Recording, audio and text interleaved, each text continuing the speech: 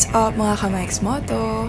So today, pupunta tayo sa Moto Market to buy some gear because lately we have been riding big bikes and feel ko ngayon na yung tamang time para mag-invest tayo ng gear.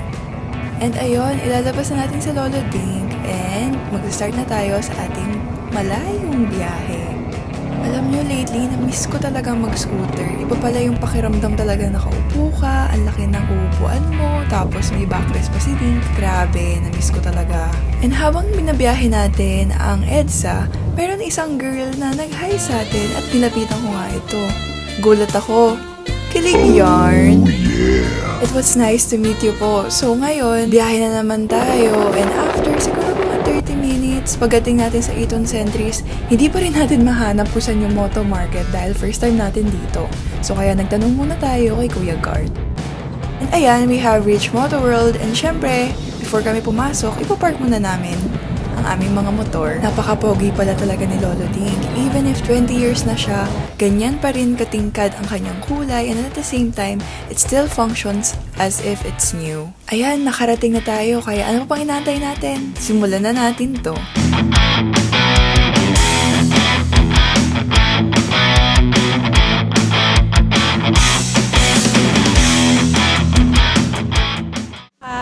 So, di ba sabi ko sa inyo this morning, pupunta tayo para bumili ng gear. So, ngayon, nagsusukat na tayo ng riding jackets. And, hindi pa tayo makahanap ng perfect size. So, nakakapagod siya para siyang exercise, by the way. So, ayun, sa mga panahon na to, na-realize ko na napakahirap pala magsuot at magtanggal ng mga riding jackets. But unfortunately, for you to be able to get to know your size, you need to try it on and feel how it feels on your body because comfort is the number one priority when it comes to choosing your gears. Sobrang daming choices. It feels so hard to choose. Kasi syempre, everything feels like it's so new. Jokes. Hirap mamili ng riding jacket. Grabe, halos lahat gusto kong iuwi. Pwede ba yon aking sponsor? Charot! Syempre, dahil baguhan tayo sa pamimili ng gear, ang dami ko na naman tinatanong. Paano po ba to? Ano po ba dapat ang sizing nito? Nakakatuwa lang din kasi merong mga jackets na sakto sa akin, sobrang sikip sa akin, or sobrang laki naman. Kaya hirap talaga akong mamili. And ayan, pinagtripan ako ng editor ko. Poop, poop, poop, poop, poop, poop. Sayo yarn. This was the jacket that I wanted to use but it was so sikip. Finally, after ilang tries, nahanap ko na siya. Nahanap ko na ang jacket. Very comfortable and ito ang Macna Tondo riding jacket for women. Syempre, hindi kumpleto ang riding jacket kung walang riding pants, kaya siya na ba talaga ang pinaka-komportable sa aking katawan? And there we have it. Siya na nga. So ngayon, nag-try na rin tayo ng mga shoes and pa-find natin kung ano yung bagay sa atin and sakto sa jacket na napili natin. Uyo, ngiting natupad ang pangarap po. Sabi nga ng aking sponsor, shoutout po sa inyo.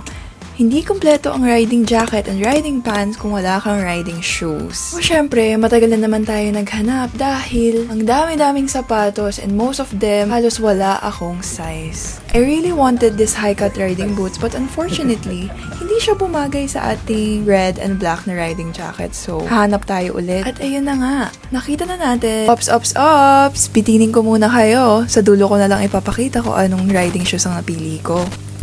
So ayun, nagsusukat na tayo ng riding gloves. And syempre, pipiliin din natin yung may mga red na undertones para bagay sa ating riding jacket.